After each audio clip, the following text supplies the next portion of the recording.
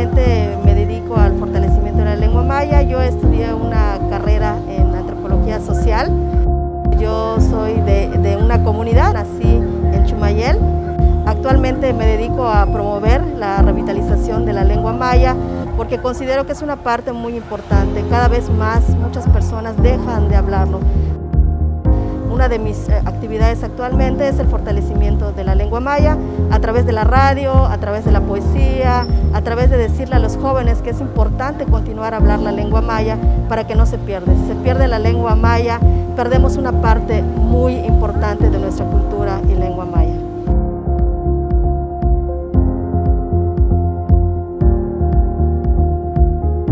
Los mayas actualmente estamos vivos, no nos quedamos en los sitios arqueológicos, somos un pueblo vivo que va cambiando, se va adaptando y que cada vez hay que fortalecer más y reconocer toda esta parte tan valiosa que tenemos nosotros como comunidad y como pueblo maya. Hablar lengua maya es sinónimo para mí de orgullo. Juntos transformemos Yucatán, Gobierno del Estado.